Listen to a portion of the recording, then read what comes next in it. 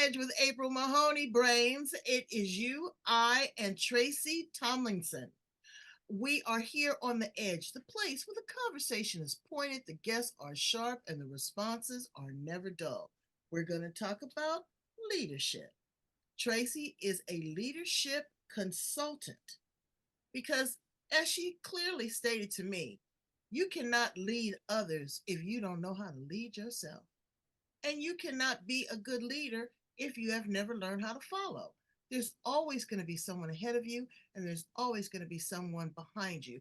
But how do we balance? How do we set the course to navigate a successful journey in business, our personal life, our physical health, our mental health? So Tracey is going to help us navigate the storm. Let's welcome her to the show. How are you, Tracey?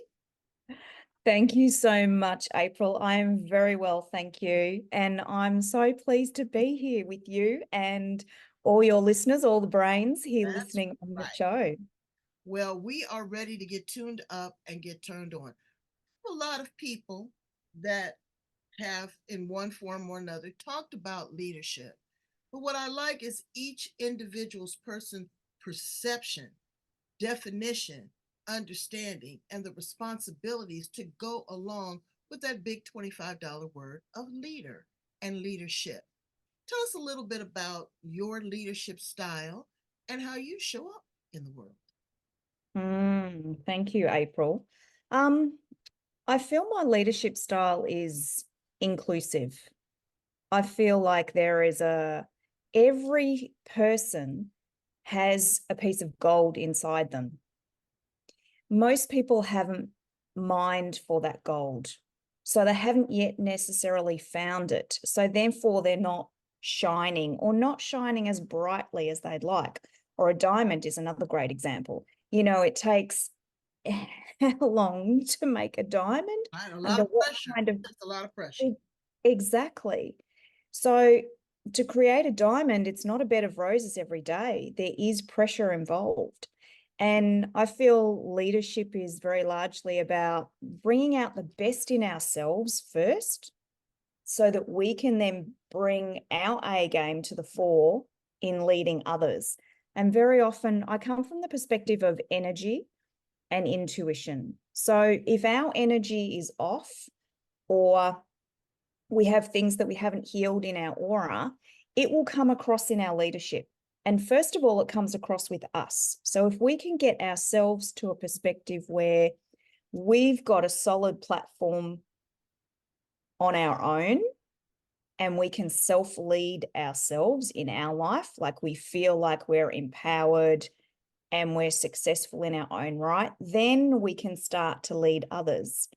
What I see a lot is leaders, people being given leadership opportunities or stepping up into leadership opportunities, and then all the cracks start to show. The things, all your foibles, all your weaknesses are right in your face. It can be very threatening and quite challenging. And very often people don't know what to do at that point. They wanted the rise in leadership. They wanted to step up. They wanted more responsibility. They want to take care of people, etc.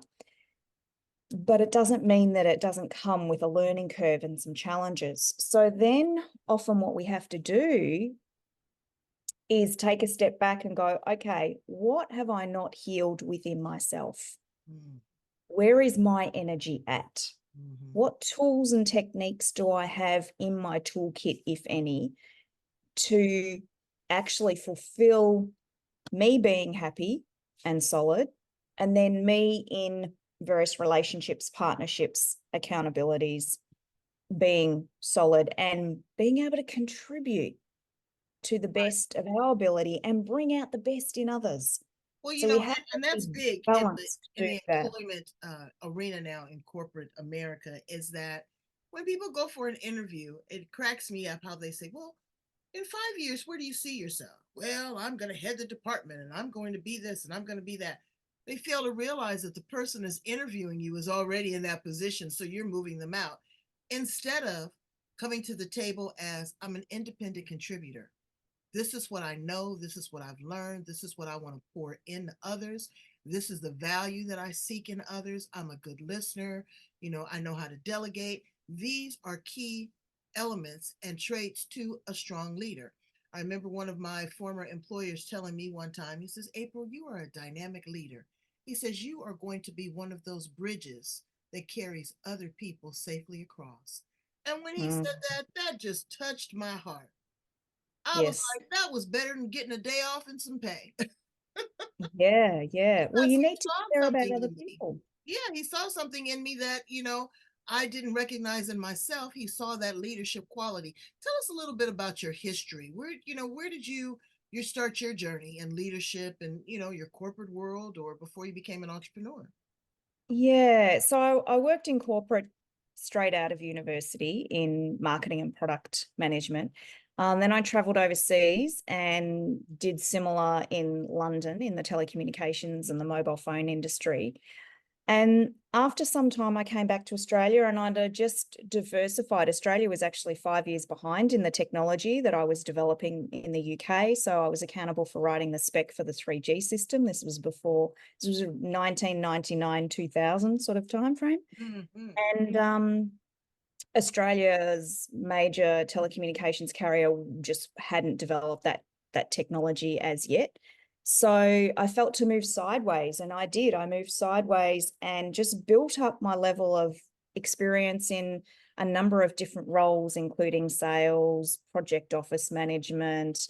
And then I went out on my own as a business coach and started coaching people. Like you, I had someone similar in my life who basically told me that I could be an asset to any company, any team, Mm. or any project that I wanted to put my energy into. And that shocked me to hear that. And so then I took on business coaching, and then I was poached by one of the world's largest self-development organizations and went to work for them. I thought I'd only do it for a year, but they had bigger plans for me. But what I found out on that discovery and that journey, which was an extraordinary period of my life, I think I was there for about 14 months. I had over 12,000 transformational conversations with clients in that period alone. Mm. Yeah, just in that short time frame. So it was an unbelievable experience. But at the same time, my intuition was kicking in. And I was getting a gut feel about something or a knowing about something, and I would verbalize it.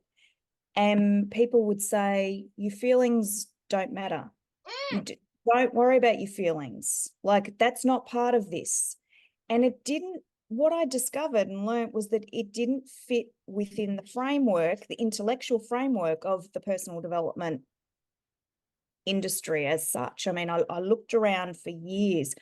I moved on from that, and I spent over 4 years at one point in my life looking for the people or organization that could teach me this. And I Mm. think the moment where it really came home to me was my intuition had been on rails for, I can't remember how long. And then I had this experience one day where I was going to a meeting. I was running my own business at the time. I got to the end of the driveway. I'm in the car and I would turn right to head off to my meeting. And I just got this message to turn left, like just this intuitive download, go left. And I'm like, why would I want to go left? I will be late for my meeting. And the last thing I wanted to do was be late. Right. But something inside me had me go, I'm going to heed this message. So I did. I turned up to my meeting 10 minutes early, not 10 minutes late. There was a 20-minute difference in what I thought from my intellect was going to happen. Had my meeting, came back to the home office, and I bumped into one of the next door neighbours that afternoon. And he said to me, oh, did you get caught in the 3-hour traffic jam this morning when the railway gates were down and stuck? And I looked at him and I said, oh, no, I didn't. And in that moment, I knew the power of, let's call it my intuition for want of a better word. I That's knew the a great power word. of it. And I knew that I was getting messages on a regular basis, and they were for my benefit, because sometimes I was listening, sometimes I wasn't listening to it, perhaps, you know, and sometimes they were stronger, and it was just incredible. So that really sent me on a trajectory of, wow, this is amazing.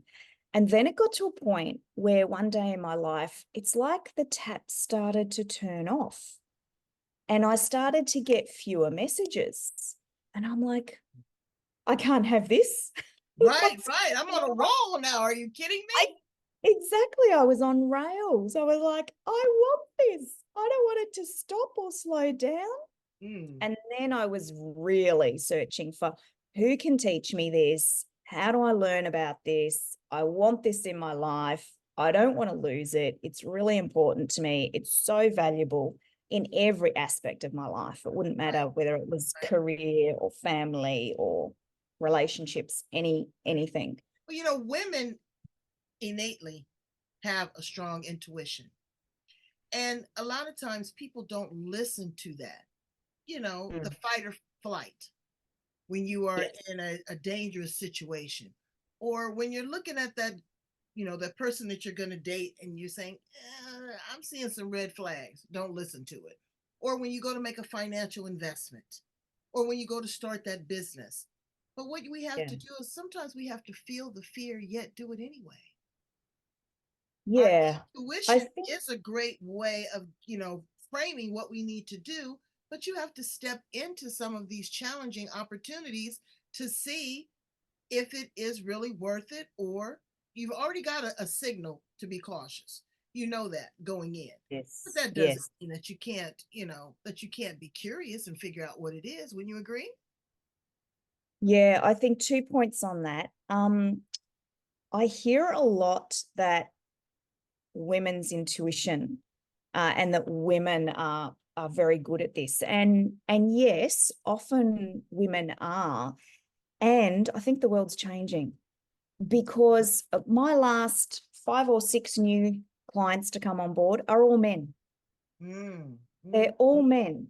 And I'm thinking, why is this happening? Because the world is waking up, the world is changing, and men are starting to see that they want to grow and develop themselves too, or they're already feeling and their intuition is already in play, and they find me because I can take them to a whole other level.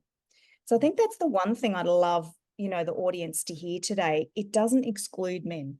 And, you know, I look at some greats like Steve Jobs was very in his feelings or intuition. right, Great leader. You know, I look at Richard Branson, you right. know, and there's lots of others that they talk about and credit their intuition as being an important aspect of their success in leadership. So I think that's really important. Um, the other aspect of what you were asking about, and now I've forgotten the second part of the question. Oh, I forgot it too. That's all right. We can come back to that. But still engaging and being a risk taker. That's what we were talking about. Is Oh, how do you know? Yes, thank you. So the other thing is, and I think this puts a lot of people off when the subject of intuition comes up, because we all know that we get a gut feel. Every person has had a gut feel at some point in time. Some people get them every day. Some people get them when, you know, how often and however often they get them. And, you know, that there's a few factors that determine that. But we can all learn the skill set to increase that, to increase the flow of the tap, to actually learn how to turn the tap on. So that is a skill set that you can learn, and I teach that. let me The let other, me let me park you there right there for a second. yeah. Number one, give us an example of turning on the tap. Um, so how I do that for my clients, there's a couple of key techniques that I teach people. So I was talking to a gentleman this morning. He learned the two techniques that I teach when people start working with me 3 weeks ago. Mhm. He's I said to him this morning, I said, "Oh, how have you gone? Have you been doing the techniques at all?" And he said, "Oh, I've done them 4 times in the last week." I'm like, okay, that's a good start. My recommendation is twice a day. It takes about 2 minutes. Okay. So it's not a big time commitment we're looking at. It's just more a habit than anything Right. else. A So positive. he's done it. Yeah. So he's done it 4 times in the last week. And then at the very end of our session, I reviewed the techniques with him. He said to me, "Oh, I'm preparing for a big bridge tournament." He plays bridge in his spare time. "I'm preparing for a bridge tournament because since I've started using these techniques over the last 3 weeks, now I'm winning. I'm getting first, second, or third in all my bridge games. And now I'm going to travel interstate to be in a tournament because I'm doing so well with my bridge." Mm. So just by learning a couple of techniques, he hasn't even done the normal, like I normally do a 2-hour blockage release session with someone where we ascertain the biggest block that you've got holding you back this lifetime Mhm. and we heal that. He hasn't even done that yet. He's already getting Yeah. results. Well, what I'm trying to drill down to is this more mindset work? Is this spiritual meditation? Is it rituals? Is it affirmations? Now going into the intellectual property, or is it a Yeah. combination of all of these things? Because we have to, number one, be disciplined, and we have to be committed. Like you said, you told him twice a day, dude, takes 10, 20 minutes. But being committed, could you imagine where he would be if he was doing that and he's only done it 4 times in the Yeah. last few weeks? So when people give you suggestions, it's like example of a diet, or I call them livids. They say, okay, do this for 5 weeks and watch the results. They'll do it for 5 days. We have to be consistent. How do you keep your clients on track and encourage them to stay committed? Well, I mean, I know this gentleman here, you reviewed the techniques and encouraged him to do that, but is there another kick in the pants that you can give them that really says, look, if you want the results that you've come to me for, this is what you need to do? Yeah. So a couple of things. Coming back to the techniques, and clearly I'm talking about them, and it's easier for me to just teach people and for them to experience them for themselves. And clearly we can't do that today. But there are a combination that these techniques are tried and true. I mean, we're talking going back 100+ years. It's not something I've made up. My mentors have been doing this for 40+ years. Their mentors were doing it for, 50, 60+ years.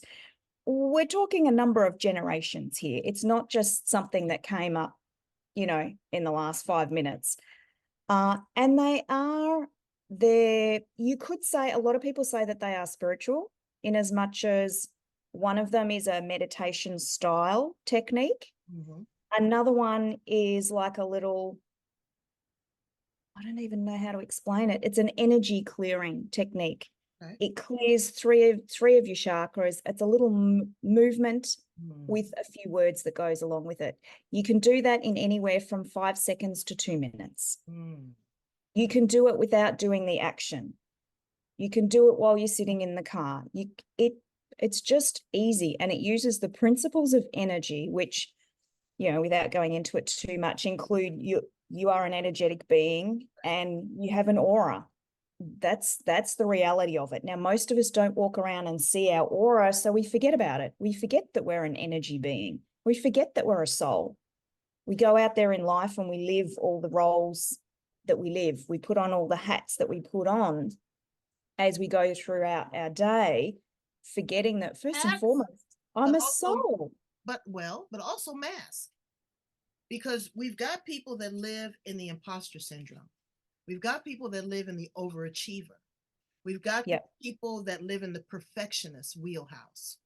All of these Yes. things seem attractive, seem alluring, but they also can lead to a place of insecurity, of not feeling good enough, or not matching up, or the challenge is too great. or I'm Yeah. not worthy. So with all of these other things, we're pushing ahead with this energy work and this, checking in with our intuition, but managing those self doubts. How do we create a balance? Oh, you're giving me 10 questions in one. I love it. There's so much juice here. So I'm going to also come back to the question that you asked me about how do I keep clients on track? Okay. So when they start doing this work, it's like a motivation bubbles up from within. An inspiration bubbles up from within. It is not my job to motivate them. It Mm. is not my job to motivate or take care of anyone. Mm-hmm. Sure, if clients work with me, I do my 50%, they do their 50%, and I will do all I can for them to get great results. As long as I do my job, they'll get great results. Right. I've never had a customer complain in all the time that I've been doing this, which is using these specific techniques over 11 years now, that they didn't get great results. And most of the time, it's the opposite. They're actually gobsmacked at how effective this is because we're working with energy, not the intellect. Right. And most of human planet operates on the intellect. So it's not my job to keep them on track, but yes, I have vehicles to assist with that. I have weekly calls that my clients can jump on. Now, they'll jump on it or they won't jump on it. You know what I mean? They can do courses and workshops. If they want to jump in and do a course, once a month for 4 hours kind of thing to raise their level of consciousness, that's available to them. I've got a newsletter.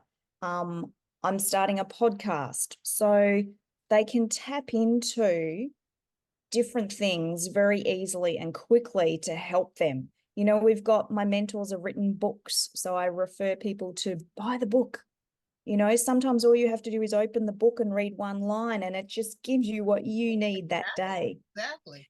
So I'm all about, it's not my job to keep people on track, but with these tools and techniques, people become self-managing and self-led. Right. And that is where the sweet spot is, because that's when people start to shine. Their intuition, a lot of people don't trust it because they don't know how to unpack it or discern it. So Mm. you might have the gut feel is a pretty obvious one. You usually know yes or no, the Mm-hmm. gut. But I do have people saying to me, I'm just not sure, either because we don't trust it or because we need more facts. So in a lot of areas of our life, we're making decisions. We need more information before we can be clear and before we can feel that we're making the right decision for ourselves. You can be in a scenario where everybody around you disagrees with you and thinks you should do A, and your intuition or your gut and every part of your being says you should do B. And sometimes we get too analytical in that and we get caught up in our head. Yeah, we and overthink then it. and then we get confused and we don't know what to do. Yeah. Or So the thing is, this is another thing. After we overthink it, then we look to others for validation. yes, Oh, I need, Tracy or April to stamp it. What do you think? And this is cracks me up. that's right. What do you think? What do you think? What do you think? And then they go back to the original idea. And then what do you Yeah, think? What do you think? What do you think? Indecisiveness, I guess, is my pet peeve. Either yes, no, sometimes there's a maybe, but you can't live in the maybe. no. So we teach people to unpack that gut feel. That there's actually 4 aspects. There's 4 ways that we get messages, and it's through your prophetic gift, your visionary gift, your intuitive gift, or your feeling gift. Mm. So we all are able to access all 4 of those. And most people just call that your intuition, Mm-hmm. but there's a lot more to it than that. Right. And when you know how to access those, and it's a whole communication system in itself. When you learn that technique, then you get a feeling about something and you're like, I need more facts. I need more information on this. I'm not clear yet. We teach you how to get a what, a when, a where, and a why on whatever that question is that you have. for yourself? Absolutely. Absolutely. And when you answer that question, then you are able to pour authentically into others. That's another word that people love. Oh, your authentic self. Well, sometimes you got to send your representative, Tracey, because you got to feel it out. You got to say, look, do I want to be as a leader, for example? Do I really want to come in and be so open and transparent from the onset with my group? Because I could be vulnerable. Someone could take advantage of that. They're seeing my sweet spot. Or do I proceed with caution and assess the group and then look at how I can strategically place these individuals to make this a winning team? I mean, there's some people that want to hold court. They want to have their say at the table. There's other people that are more docile. There are other people that are very controlling and want to take the lead and want to take on responsibility. There's others that just want to be in a support role. So as a leader, you have to go in, it's like a chessboard. You have to really go in and Yes. strategically look at who these individuals are, get to know a little bit about them before you start delegating responsibility. It may be something that they're not good at. And everybody brings something to the table. If it's nothing but the coffee. Yeah, No, but seriously, everybody brings value. absolutely. So It takes a team to succeed. so you got a And CEO at the top, and he's walking in. This is his first go run, and he's looking at the board. What are some of the things that you would suggest to him as a leader, as I've done, to assess his team and strategically place them to create wins? well, I don't even start there. I don't assume anything. The Mm, question is, what are your weaknesses? What are your blocks? And where are you struggling? Like, what do you have challenges with? Because before they got into that role, they were doing something else. And in that something else, they had weaknesses and challenges. mm, So we all have blocks. It doesn't matter whether you're the CEO or whether you're the janitor. Everybody has blocks. And the process that I take people through heals those blocks. And people, when they learn these techniques and this communication system, they are able to make decisions for themselves. So they are able to strategize with their intuition. So you were talking before, do you go into the meeting and do you send someone else or do you go yourself? mm-hmm. That's a decision to make. You can make that using your intuition, knowing that it's the right decision for you. You can know what the strategy is for the meeting using your intuition before you go into that meeting. You can know what the strategy is for a potential client, for a phone call, for a conversation, for a relationship. You can apply this to anything and everything. And one of the things that this system does is it makes decision-making easy. I've got an 80-year-old client and she has stopped having her 2 p.m. nap because, I'm shocked. I stop. love a nap. Me too. She has stopped having her 2 p.m. nap because she's got so much energy now. And she said, oh, it just makes decision making is just so easy because she's clear and concise and she can go it. And when she needs to stop and get more information, she can just stop, take a few minutes out and go, right, okay, so I'm going there now. And that's one of the beauties of being able to unpack what is that gut feel telling me, and to be able to incorporate that intuition, so to speak, whether it's through your prophecy, vision, intuition, or feeling gift, into your life on a daily basis. Now, 2 questions. The first one is trust. Yes. We can trust ourselves, but learning to trust others. And the word trust is contingent upon, if you do XYZ, then I trust you. If you fall in line, then I trust you. If you don't betray me, then I trust you. There's a lot of, Yes. one-sidedness and the word trust.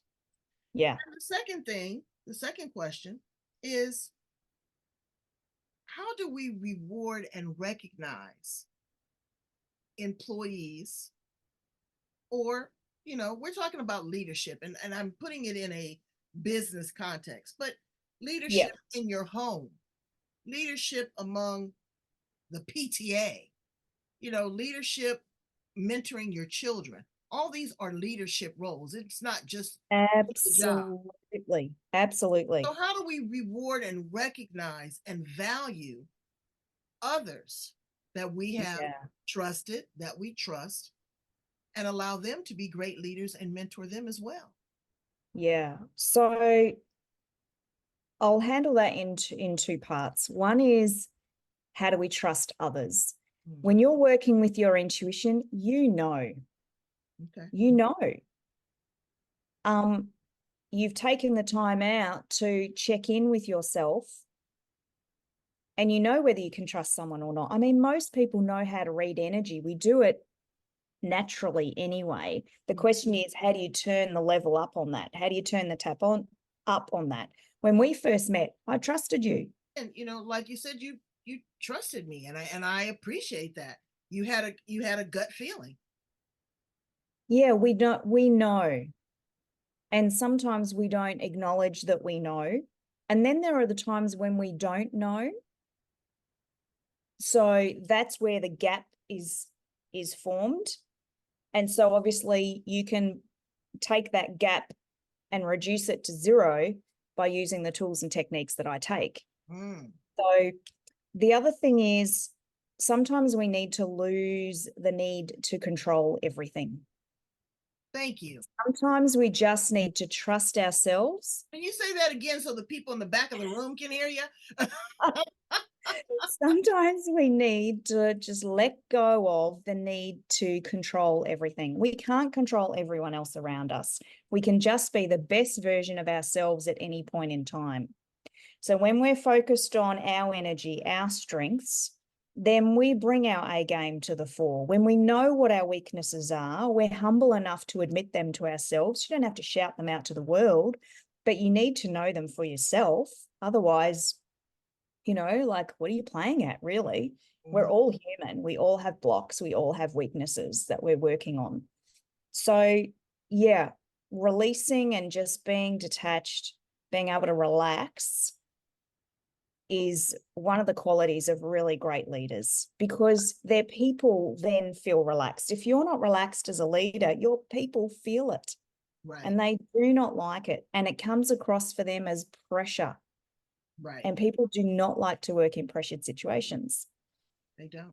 Now, you talked about rewarding and recognizing people. Again, this is reading energy. So the 4 energetic types: prophetic, visionary, intuitive, feeler. They will all want to be recognized differently. Right.